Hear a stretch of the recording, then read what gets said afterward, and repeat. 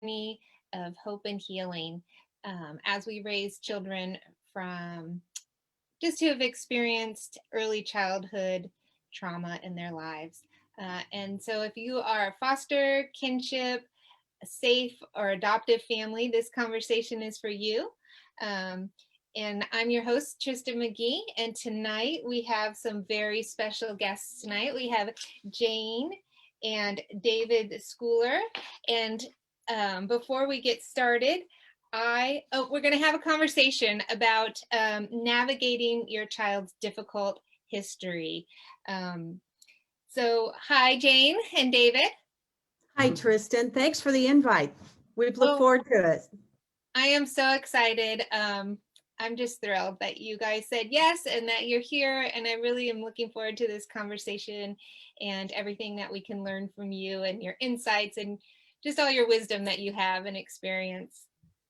So before we get started, let me tell everybody just a little snippet about who you are and what makes you so awesome.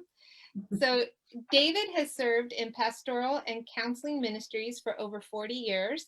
He works with adults who have experienced their own early childhood trauma and how that has impacted their lives and helps them to find hope and healing. Jane is the author and co-author of 8 books and in the field of child welfare. Together, they are the primary authors of back-to-back Trauma Competent Caregiving Training Series, which has been translated into 8 languages and touched over 68 countries. Both served full-time internationally with back-to-back ministries until recently, when they sat down to start a trauma center at their local church and devote more time to writing. So I'm looking forward to those future books and what your trauma center is going to be all about, this next stage in your life. Absolutely. You never know what God's going to do. That's so true. So true.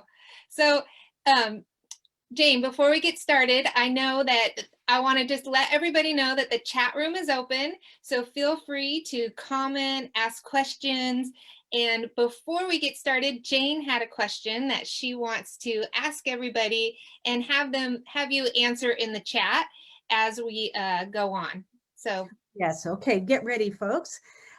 Just a little bit of background. A number of years ago, I was at a conference and a woman came up to me and she shared a very difficult piece about her adopted son's history. And she said, I don't have to ever tell him, do I? And I said, yes, it's his history. And she said, I can't. I am not going to. And so that leads me to the question that we're going to talk about that I'd like you to put in the chat, your response. And this is the question. Why are some adoptive parents afraid to talk to their children about the child's life story? So why are we afraid to talk to our kids about their history? And so if you could just jump in the chat and put your answers, I'd love to see those answers come in. And then we'll be talking about some of that tonight, some of your fears and concerns and questions that you might have. I love it. That's just a great way to start. I'm looking forward to hearing people's answers as well. So as we get started, David, I'd like to ask you, what started you and Jane, the both of you, on this journey into the world of kids who have experienced early childhood trauma? Well, much of what we have done, or most, if not all of what we've done, has been spirit-led, and it's not something we sat down and figured out or planned ahead. And the beginning of this started many years ago when I was a pastor in Branson, Missouri. I graduated from college. I had my credentials, and I did what pastors do, and all of that. Then all of a sudden, people started coming up to me privately and asking me if they could meet with me privately. And of course, I said, of course I would, and I did. And I would sit down with them, 2 chairs. I would sit in one chair, they'd sit in the other chair, and they would begin to tell me their story. And I'm listening to them tell their story of depression, of anger, of brokenness on every level, and just issues they were having in their life. And I'm sitting there thinking a couple of things, really. The first thing I'm thinking is, to my knowledge, these people were born again believers in Jesus. They had some level of discipleship and training through the years. So I'm listening to them talk about their brokenness and anger and all those negative emotions. And the second thing is that I was thinking as I sat there with them is I don't know how to help them. I don't know how to have any idea how to help them. So I began a journey many years ago to try to find out not only how to help people grow in Christ and mature in Him, but how to heal. And there are two distinct levels here: the spirit relationship with God through Christ, and then our soul, the mind, the emotions, and the will that basically are untouched in the conversion moment.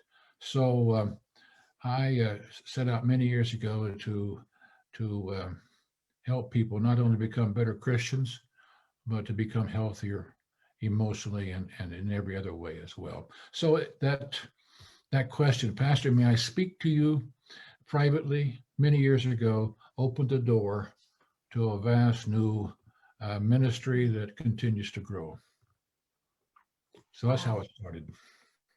I love it. And then you ended, it seems like, and maybe I'm wrong, but that kind of landed on with kids and helping and just children who had experienced early childhood trauma.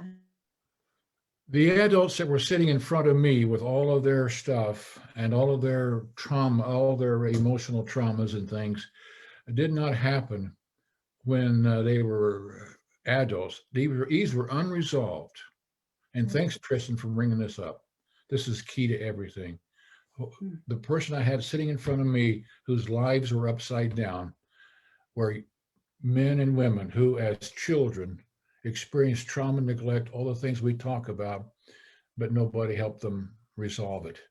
So they had to keep it inside all those years. And as you get to be 35, 45, it's very high maintenance, and they begin to look for help. So what we talked about in these adults is kids who never healed from their trauma. That is why it is so important. Those of you who work with kids to help them heal now, they will not have to be looking somebody up like me 30, 40, 50 years later. And Tristan, what led us then is because I've had about 30 years of work in child welfare. And about 2009, 2010, I began to look at how we were preparing foster and adoptive families and what social workers were sharing. And I saw such a huge gap. I said, there's something missing here. It's not making the mark. And so I began exploring, and the answer was trauma. We were not touching anything that had to do with trauma. And since then, we've begun quite this amazing journey since 2008, 2009, really understanding what happened to these adults that David counsel with, and if there's a way to go back and so children don't have to experience that, or children that are brought into our lives, we can help them heal. We can literally change the trajectory of their life. And their relationships and everything to change their life can be changed by intervention early on. That is why it is so important what you do and why you do it. I love that. Yeah, I mean, parents have a huge say in our responsibility or role in that. You know, they can help bring hope and healing to their child, or you know, if you don't have that trauma component, how it can exasperate, or like you said, just, you know, come out later in adulthood if you've never dealt with it. If it doesn't come out, what I found is it comes out in the family, you know, and so either you learn how to help your child heal, or, you know, you're headed down a disastrous road for everybody in the family, not just the child, because it's, as you know, it's a family thing. So No question. Yeah. And I might add this too, Tristan. I don't mean to talk too much, but This is such a That's broad. what you're here for. Okay, but I'm a student of the church. I love the church. I've been a minister for many years, and I have found that many of the conflicts and disruptions and the breakups and the splits that churches endure basically are caused by people who have unresolved issues going on. And they're angry, they're bitter, they're controlling, all kinds of things are going on, and it's causing all kinds of problem in the body of Christ. So not only is it for the individual and the family, it has to do, I think, in large part with the way the church goes. Mm. And I've asked many pastors, why do you not deal with historical trauma? And they say something to the effect, I don't want to open that box. So Wow. this stuff just goes on, and it becomes historic and generational. And one of the ways to bring about that healing, because our conversation about the child's life story is the healing power of dealing with a child's story. And that's a key component that often adoptive and foster parents don't feel equipped enough to talk about this hard stuff with their kids. And David, what do they say about the story? It's Daniel Siegel says, or Kurt Thompson, I forget which one. Well, there's several. The disciplines are consistent here, and they say when we tell our story to an empathetic listener, when we tell our story to someone who will listen to us and dialogue with us, the brain is actually healing. Isn't that interesting? Yeah, Yeah. Hi, Robin. really We is. have, so just Dr. Siegel and Dr. Kurt Thompson, a Christian psychiatrist, and others have shown neurologically that something powerful is happening when we listen to another person's story. Yeah, I remember we were talking about the other day when we were talking, to set up for this, we were talking about the book, The Body Keeps Score, and how the soldiers, as they came back from Vietnam across the long journey overseas, how they played cards and they shared their stories. And so they were able to help heal some of the trauma that they experienced. So when they came over, they had that transition period, and the adjustment for those men, they found that they talk about in that book was there was healing in that community, and that sharing of the story. So yes. What I hear you saying is it's important for us to help our children tell their stories, because that's a pathway to healing. Is that correct? Yes. Absolutely. And if we do not, then that becomes a toxin, if you will, in our neurological system, and it just sits there, kicking off all kinds of negative reaction. Absolutely. Yeah. Tell your story. And for years, Tristan, we talked a little bit this last night when we were talking about setting up. There's a whole group of adult adoptees that grew up not being allowed to tell their story, or shut down, or no one knew their story because it was supposed to be secret. And all of that is now just coming out in the last 10 to 15 years, how devastating that has been. Mm-hmm. Yeah. Yeah. So before we get into a little more about how we go about doing that, what do you do if your child doesn't seem interested? Like, how do you even start? I guess there's two questions there. Is how do you start going about this if you have not yet helped your kid talk about their story? How do you begin to address it? And then what do you do if you get resistance, if they're not open to exploring their history and their story? Well, I always say that when I'm working and training with adoptive parents and talking, it's our job to initiate the story, initiate the truth.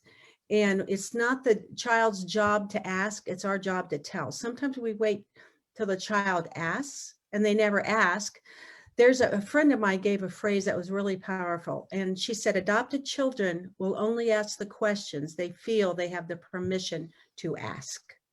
And we have to create an environment where our kids feel very safe about asking any kind of questions.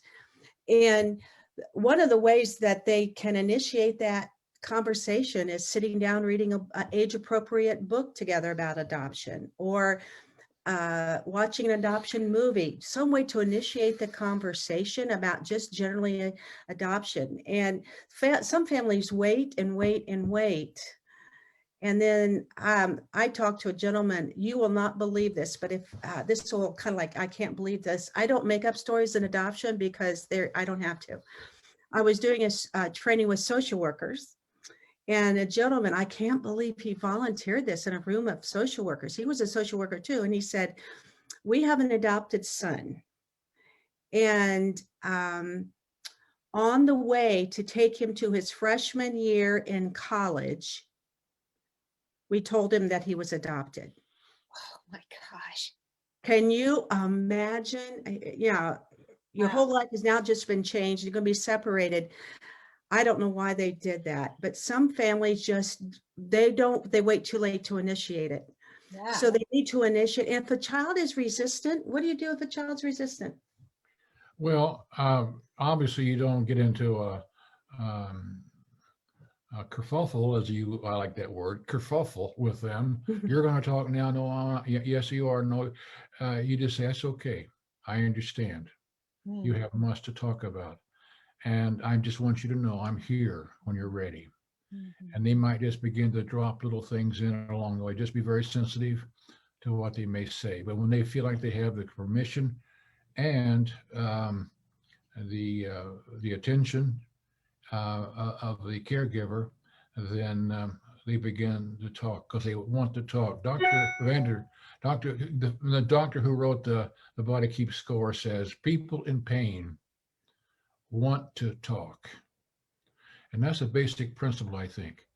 But many times these kids come from places where it was not, as you well know from Purvis, Dr. Purvis, they don't have a voice. They don't have a voice. And so many times that has to develop and evolve over time in a safe environment. And Dr. Purvis says, when a child wants to tell you his story, stop the world and listen, because it's a historic moment in time. One thing, Tristan, that a lot of parents have asked me is, can I talk about adoption stuff too much or not enough? And I can't remember who the psychologist was. This was years ago. And he said, ask yourself a question. If you cannot remember the last time you talked to your child about anything relating to adoption or birth parents or anything, if you can't remember, then it's time to bring it up.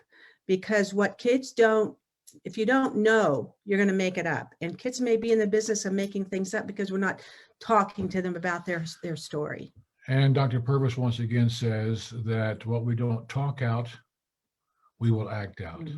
So many times, what looks like bad behavior coming from a bad kid, in quotes, is nothing more than just an eruption of a unresolved emotion. So these are all principles I think that should guide us. Yes. Yeah, I love that quote. I'd forgotten it.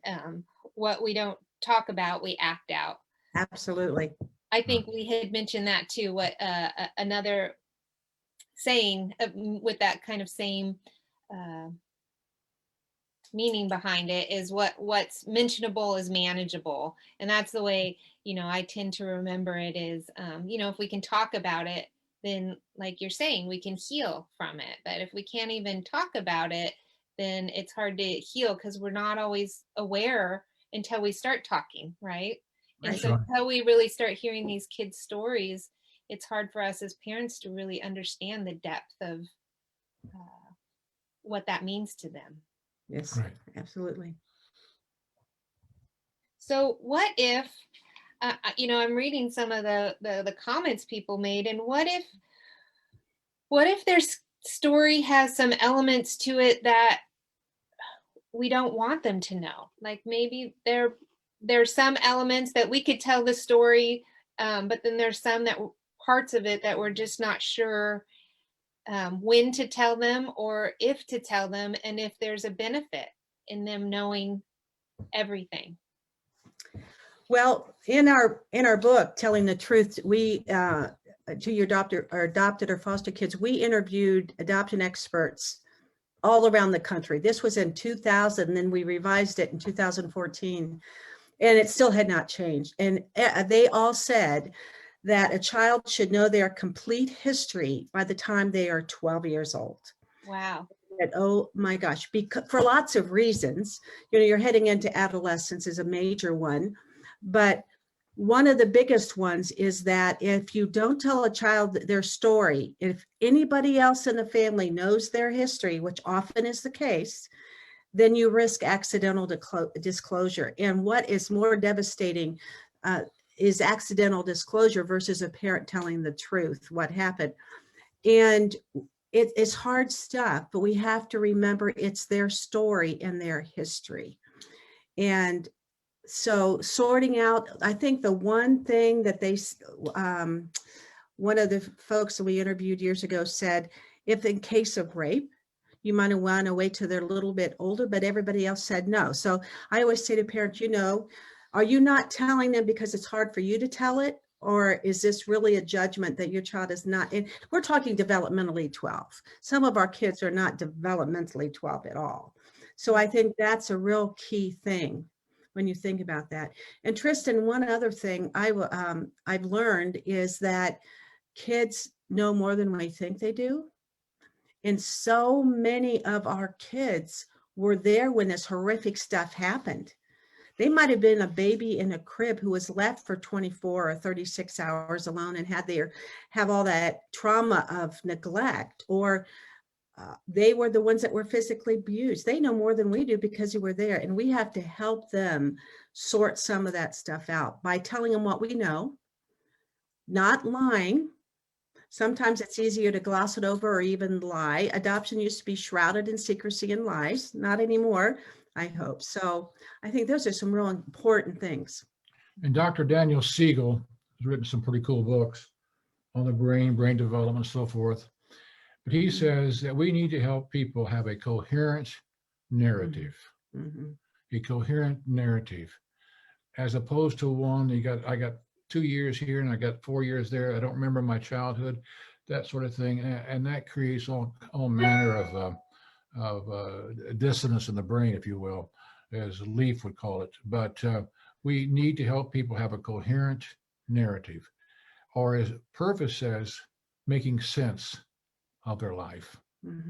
Because if they don't know how to process it. They don't know where to put things because they're not for sure where things are or what they should be. So having people, and this is a great thing for adults, have a coherent narrative of where you've been and what's happened to you, and all of the things, you know, that are truth-based story issues. And what if we don't know the history either? How do we help them have a coherent story if we're not sure and they're not sure what some of those gaps are? Well, as Jane said, they know more than we know. Then they know more than anybody else because they were there. But it might be just pieces and parts, and pieces and parts come together after a while, and it just becomes a process of remembering, if you will. So we cannot. One of the biggest mistakes that we make is we try to fill in the blanks for them. Well, your granddad would not have done that. What are you talking about? Or you weren't there when this happened. And that may or may not be true, but that's how they remember it. And unless we help them tell their story as they remember it, then it's going to be, the message will be, well, then shut it down. Yeah. And one of the things that I think helps us understand is that kids who have been in foster care in many, many homes, what they perceive to be true may not be true, that their stories have gotten all mixed up together. And so we just learn to listen to that. And there was something else I was going to say, slipped my mind about what I was going to say, it'll come back. But I think Winter Sin, our kids' stories are so mixed up, and we just need to listen to those. Now, Tristan, what was I going to say? Do you remember what I was going to say? Shoot, I don't. No, oh, yeah, but this whole story thing is so critical. And I know what I was going to say. And if you don't know some of your child's story, grieve the loss of not having that information with them. I am so sorry. I grieve with you that we don't have this information. I know how critically important it is. One family said they had no information about their child who was adopted from China. And I sat down with her and I said, what do you have? And then she began to realize all the information she had about how they prepared and all the steps that they took. And when they went to China and the pictures they had, they didn't have a whole lot of her story before then, but they had something to tell her. And so they began to realize they do know more than they think they do. So one of the really interesting research factors that is that what we learn before we're born in utero, the brain is somehow or another implicitly picking up messages that so many times for years we've said, well, I picked up my adopted child at day one, and therefore there's no history of trauma. Well, that's not necessarily true. So, the brain registers things, and even before we're born. I'm typing the name of a great video. It's on YouTube, What We Learn Before We're Born. Oh, good. It's 18 minutes long, and it talks about how the body and brain begins to prepare itself for the world they think it's going to be born into. And it really says a lot to how important it is to keep our pregnancies healthy and all of the things, but it's a very powerful video. Nice. Great. I'm sure everyone will appreciate that. Mhm. So what do we do about, shoot, what was I going to ask, Jane? I don't remember. I didn't get far enough. You're in California, we're Ohio. It's still coming. The time, okay, so it's on its way. It's still coming. It's on its way. Oh gosh, I had part of it. What do we do about kids who maybe they're sharing their story, but their perspective on it is skewed in a negative way that may or may not be true? For example, they were unwanted. Their mom didn't want them. And I know a lot of parents would like to say that that's not true. A mother, it was probably very difficult and very, very painful for her to have to do what she did, and place you up for adoption or place you in the orphanage. So what do we do with that? Like, we don't really know the motives of the mom, but of course, a child, who has shame and doesn't have anyone else telling them anything else, they take so much self-blame and so much of that history as their fault. And so how do we help them, and do we help them put a different narrative on that? Like, and what is there a line between, like, well, how far do we add our own narrative into that? Sure. I've got a story, and then I'm sure you can respond to that. But I don't know if you'll agree with what I'm going to say here or not, but I was talking to a room full of mothers who had adopted from China. And one of them raised her hand, and how do I tell my daughter in China that her mother rejected and abandoned her? Mm. And I thought, oh, Lord, I really need an illustration here to help. And literally, the Lord gave me the story of Moses and Miriam. And I began to talk about the culture that was going on the time that Moses was born. And his mother knew the danger of keeping him. And so she made a decision that she had to place him in the river, but she didn't abandon him and reject him. Miriam stood afar watching until to see if someone would come and that Moses was safe.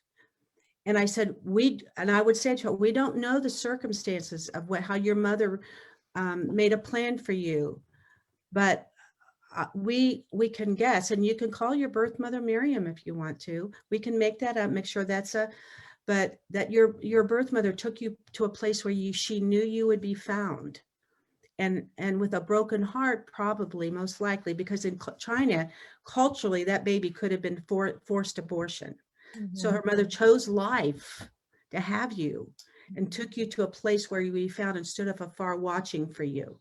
Now, we don't know if that's true or not, but I would guess in many, many cases that that's the case. And so exploring the child, what was going on at the time of that child's birth in the country where the mother lived, or the circumstances. Poverty forces a lot of decisions that mothers would not make otherwise. Any comment? Yeah, I've just sitting here thinking, I've talked to many adult adoptees now who, as children, basically were adopted or were put up for adoption. And we can go through all the positive. Well, she chose life for you. Maybe she, she developed a plan, and they will agree with a lot of that probably. But at the core of their being, they believe, is a belief about themselves that if it's not corrected, it will direct their life in a negative way. And the core belief is there's something wrong with me. Otherwise, they cannot comprehend a mom taking their child and say, here, you take him and or her. And they just can't process that logically many times. And so they have within them a core lie embedded, and that core lie is there's something wrong with me. And if that's not corrected, then it becomes a toxic lie. And so it's more than just giving them logic, which is very important. Sometimes we have to help them with the core lie, which is more difficult. And for kids that have been adopted, that is such the core lie of something's wrong with me is such a shame-based belief. Basically, if I may say so here, there are two core lies that if we embrace them, they're going to cause us problem. They're going to be a problem all of our life. The first one is identity, like I was just talking about. There's something wrong with me. It's a shame-based lie thing. There's something wrong with me. And the other core lie is your state of being. I'm not safe. I'm not wanted. This place is dangerous. Your state of being. And if those two things are not healthy, my identity and my state of being, then it's just the brain is always having to process those things. Yeah, we talk a lot about knowing that having our kids know that they are safe, they are precious, and they are heard. That we hear they have a need, and we want to hear about it. The same thing, the felt safety, that simply the fact that they exist and that they are our child, they have preciousness. Yes. And separating that out from their behavior. Yep.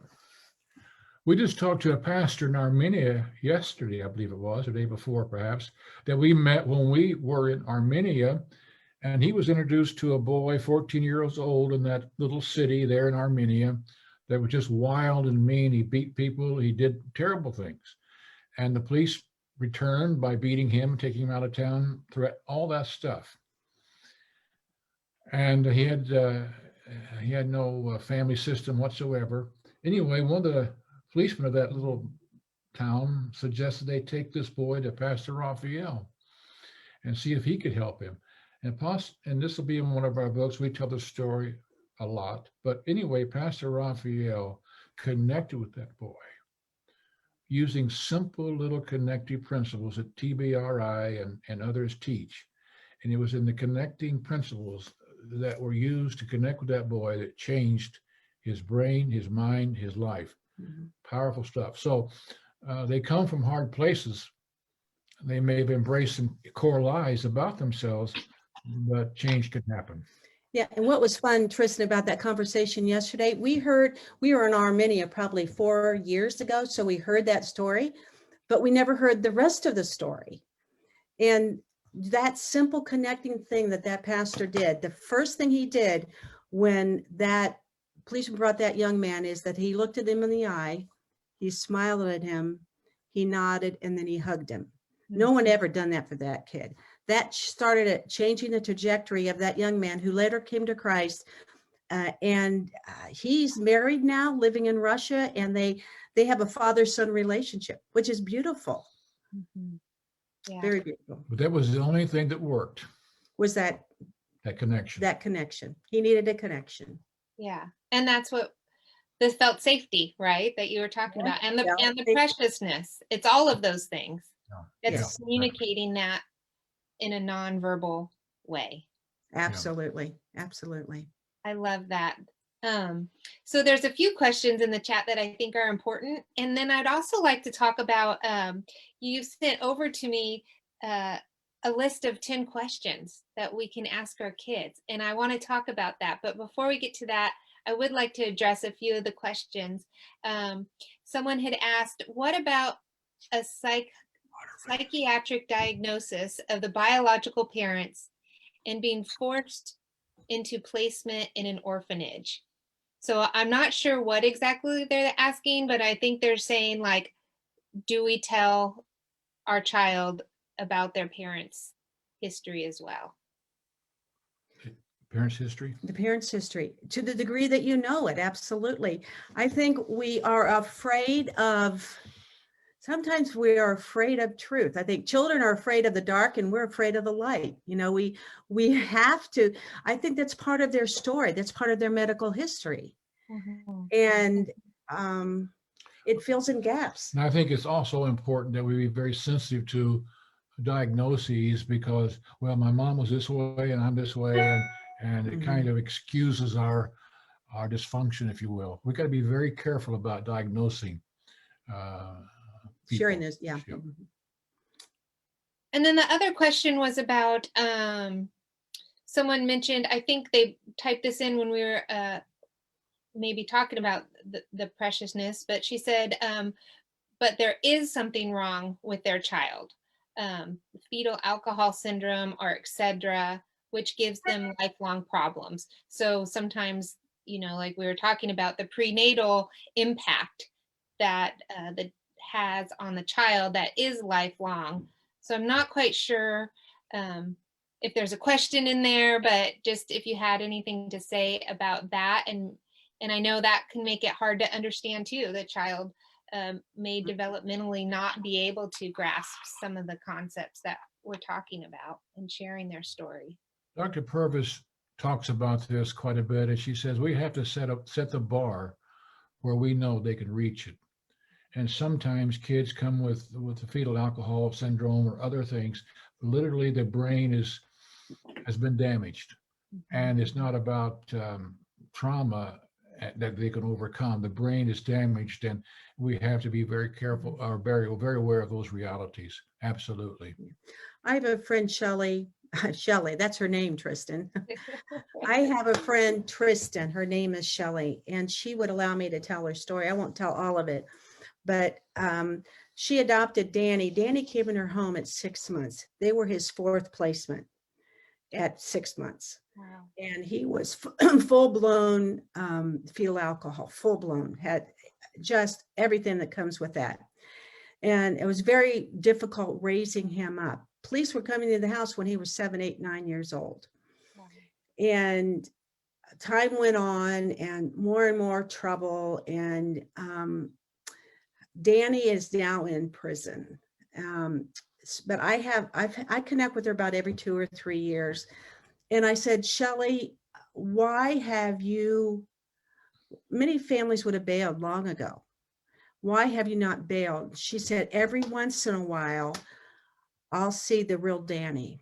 I'll get a glimpse of who he would have been had all this brain damage not happened.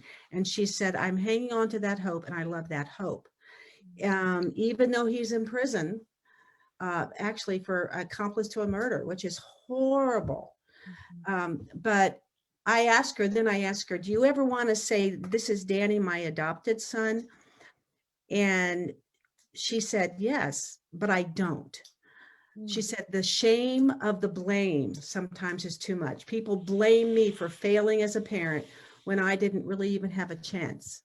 But it's a beautiful story of a mom who hung on to that glimpse of what Danny would have been. Every once in a while she would see it. Yeah. And so in spite of all that, he is preciousness. He created it like God. He was damaged by, nothing he did on his own. But it's a sad story. But then she still hangs on to hope. I love hearing that. I love hearing that. And yeah, I think we can all probably, who are parents, can relate a little bit to that, in that sometimes it is really difficult to see our children through all of their trauma and the behavior. And then we get those wonderful glimpses that give us that hope that we see the child that they could have been, or that they're on their way to be, just some of what on that we won't probably see, on this side of heaven, but that one day when they have their full healing and glorious new bodies, we'll get to see that in full glory. Absolutely. Absolutely. So you sent me some questions, and I love it. And I'm going to try to put it in the chat, and it's not working. I cannot get this list in the chat, so we'll have to send it to everybody with their email. But you sent this list, and I love it. It says, have you ever asked this type of question? And there's 10 different questions. And what I like is, I actually did this, is you have 3 columns then, like I didn't think of it, or I've done some form of it, or I'm on it. And I thought that was so great, because I did it, and it just helps me see, like, oh, here's some areas I can work on that we haven't done yet. But like, one of the questions, the very first one is, I know you have had a lot of losses. Some adopted kids said they thought it was all their fault. Have you ever thought you were responsible for them? Yes. And, Tristan, those questions, for those who are familiar with the core issues of adoption, of rejection, guilt, abandonment, those questions are designed to address those core issues, which are often core beliefs for adopted kids. And I have found that I use the phrase, questions are like doorknobs. I can sit and tell somebody something, but it's far better if I sit and ask people something, because that requires they go into their brain, their belief system, and formulate a thought or a sentence or something. Questions are incredibly powerful. I was asked to come and get involved with a teenage boy who was adopted from another country at around 18 months of age. He was in his teens when I was called in. Incredible family, believing family, safe family, all kinds of attributes for this family.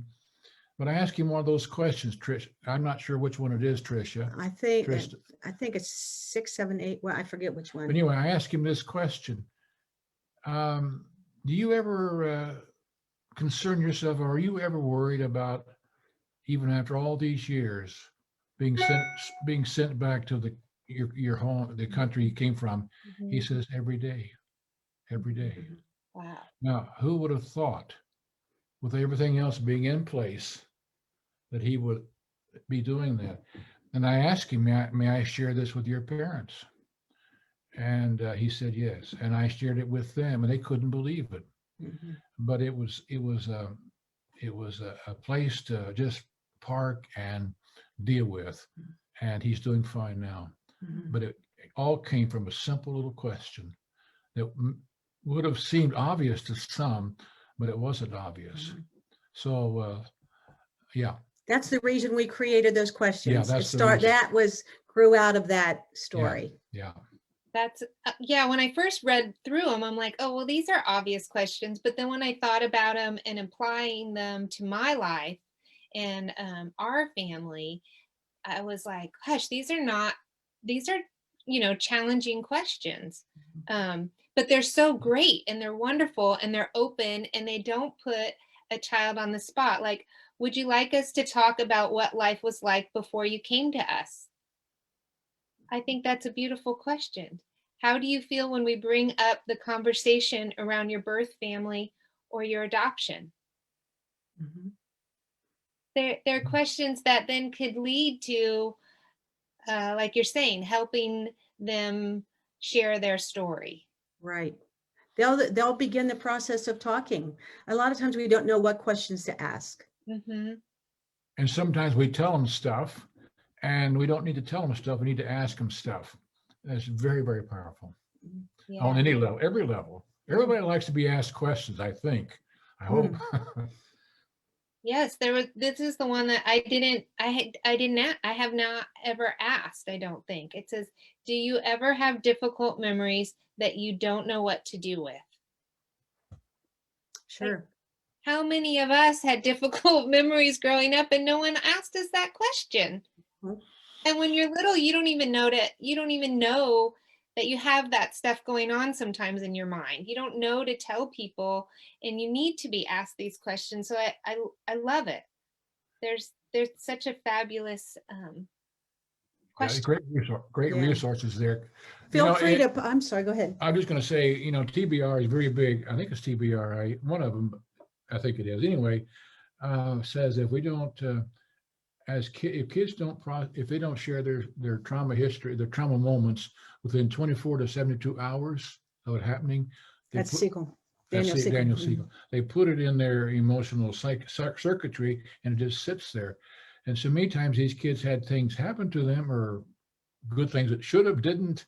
And so nobody talked to them. So they had to put it away. Yeah. But I've talked to people 70 years old or older, and we're sitting there processing what happened 70 years earlier. Yeah. So it's very, very important. Yeah, and I love hearing that. I worked in early childhood centers for a long time, and when kids hurt themselves or something happened at home, they had that need, and we encouraged them to like tell us that story. And sometimes they would need to tell us what happened when they fell over and over, 4 or 5 times that, what happened when they fell. And um, it's neat to hear you say that. I remember Dr. Purvis talking about sharing a story too about a girl who wanted to tell her and reenact a situation that happened to her in the pool, and she Yeah. Purvis said she stayed there, and the girl did it over and over and over again until the girl was done, and she had, I guess, gotten it all out. And so sometimes our kids need to tell us their stories over and over again. Mm-hmm. Absolutely. Yes. And if they need to do that, then we need to let them do that because that's their need.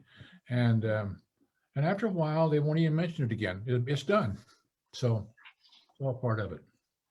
And so, and before we transition, what someone else is asking, what if a child came to you as an infant and has no recollection? So what if their story, I guess what I'm hearing is that their story is more about maybe their parent, their birth parent? Well, they, as we said earlier, the knowledge is going on in utero, excuse me, and it's called implicit memory. They pick up things that may be lie-based and can be problematic. So, but here again, it goes back to the way you overcome that is through safety and meeting the needs consistently, the bonding, attachment, all that sort of thing. But just because you got them at birth does not necessarily mean they have not experienced something. Yeah, and what also comes to my mind, I don't know if anybody practices it, but when you lose somebody, someone passes away, the first thing you miss is their voice. And I thought it'd be very interesting if folks who are adopting infants would be able to somehow get a recording of the birth mother's voice and be able to play that. The child's story, to go back to that question, your child's story is more about their birth family to the degree you can know, and the circumstances of why the decision was made. I have talked to hundreds of adult adoptees, and I said, what is the first thing you want to ask your birth mother? And I thought would be, who's my birth father? No, the question was, why did this happen? And so to the degree we can provide the story of the why, it helps them with a lot of the things that we've talked about tonight. Mhm. and meet the needs to the extent that we can that they did not get when they were real young, Mhm. and they can catch up. Absolutely. Yeah. Yeah.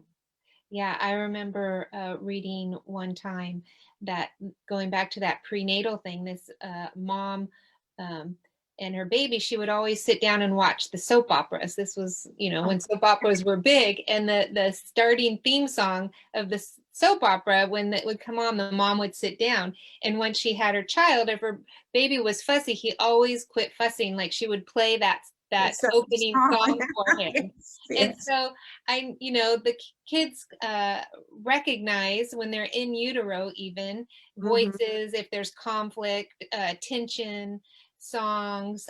That's why we talk to, our babies when we're pregnant, they can hear that. And yes, so Yeah. definitely there's some sort of attunement that the child, even if they were, um, you know, adopted at birth, there is still some loss, something going on, some trauma that they're experiencing, even if they have no conscious recollection, like we were talking about, earlier. The body stores that, Yes, and there's still a story there for them. yes. One of the things that I think is important to tell them is, if they come from day one or 5 years from an orphanage or whatever, that we say to them, I wasn't there when you were born, and I wasn't there when you were in the orphanage, and I was not able to protect you, but I want you to know I'm here now, Mhm. and I'm on duty, and I've got you. And Yes. we're going to get through this. It just kind of lets the brain know I'm safe now, perhaps. So that's very important. Absolutely key for our kids. No question about that. Yeah, definitely. And I know I've shared with my son too, the things that there's loss in that for me too, that I missed, that when he was crying as an infant, that I didn't get a hold of him, that Right. I Mhm. didn't get to see his first steps, that I didn't get to hear his first words. I didn't get his, when his teeth started to come out as an or as a, little child. We got our son when he was much older, but you know, I share that I wished that I had been there for that, and that makes me sad too, that I missed out on that as Yeah. well. Good. Sure. Good. That's good. Well, let's just transition here. We have about 5 minutes left, and I always like to end with 3 questions. And the first one is, what brings you joy? You're asking us Yes. what brings us joy? It can Well, be individuals or it can be together, whatever. well, I just, those of us, certainly including you, beautiful people, our greatest joy is seeing that what we're doing is making a difference in the life. It's what I call the law of Christ, where we voluntarily suffer for the redemptive sake of another. And when I see that redemptive thing happening, I rejoice. He rejoice. Mm. Mine is not so profound.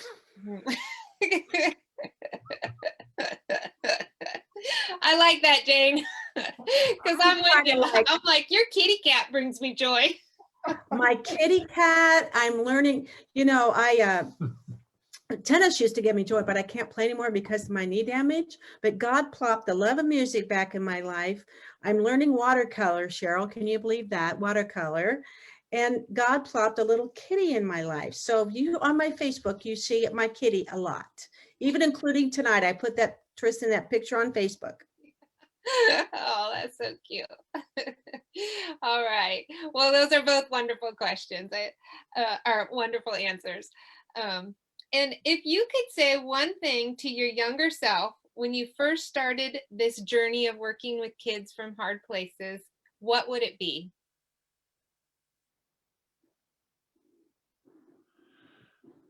Laugh more, maybe. Sometimes we get so buried in our work that we've lost the gift of laughter.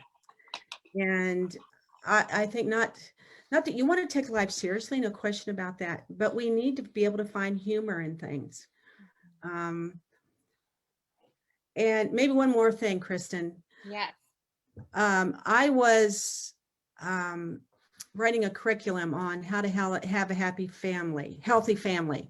I was typing away. My 8-year-old daughter came in at the time. I said, Mom, would you come down and sit down while I play the piano? My friend Karen Reed was her piano teacher that's on tonight.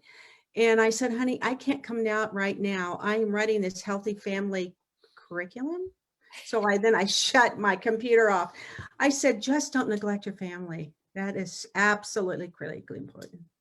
And I think just the powerful component of attachment and connection and the meaning behind the behavior, those sort of things just help us define life and be a whole lot less judgmental. Yeah, that would, yep. Yeah, those are both good words. That's good reminders. Yeah.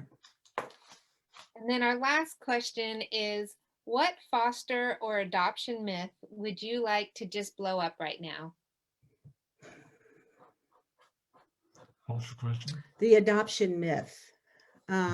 Maybe that kids will forget about their birth parents over time.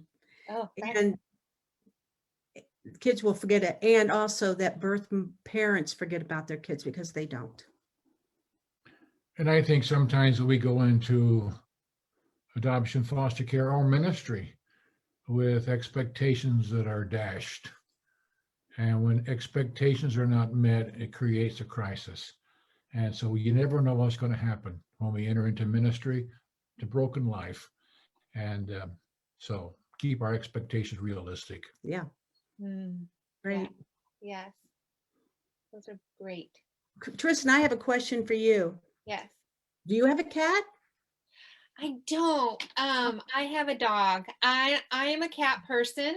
I've always had a cat from the time I was a baby, but where we live right now, we have too many coyotes. And because we have a dog, the cat goes out the dog door, and I'm not the kind of person, I can't keep a cat locked inside the house. So I don't have a cat right now. Well, I'll send you pictures of Abby every once in a while, just so you can be Uncle Max and Aunt Tristan. Yes, I'll be her godmother. Yeah. Okay. Well, Tristan, just let me just say this. You asked some amazing questions tonight. You're on it, and we're just so impressed with you and Max and all of those here tonight. And thank you for allowing us to be here. Yes, absolutely. Well, thank you. It's been a great joy for us. Yep. Thank you. It's been a great joy for me. I have loved and enjoyed getting to know you a little bit better and hearing a little bit more about your hearts and just your wisdom and learning from you. And if you, on Amazon, you can look up Jane, and she's got 8 books out. So there's a lot of great books. She has a book specifically on this topic. So if you want to know more, grab that book. And Jane, were you going to put a link up in the chat for us on your new adventure? Yes, our newest adventure is our church is beginning a whole a trauma training center. It's been a vision for a while. It's devoted primarily to helping the church, and it's Dayton. I'm sorry, I made it capital when it's not. And it's DaytonCIC.com. This is a baby website. So it's just beginning to come up, and we're launching our first training in April. And so we're super excited about that. It's wonderful, wonderful. And the title of that book that pertaining to this topic that you did is Telling the Truth to Your Adopted or Foster Child, Making Sense of the Past. Right. So for anybody who wants to know more, that's the title. Anyways, I just want to thank you again so much, and I really appreciate it. And I want to let everybody know that I'm going to stay on for another half hour for our after party for anybody who wants to process more, talk more about this. And I'll send that list that we were talking about. It would not drag into the chat for some reason. Might be my formatting of it. But we'll try to send that out with a follow-up email to everybody through Eventbrite. Great. Awesome. Great. And once again, thank you, everybody, and God bless. God bless. Thank you very much. All right.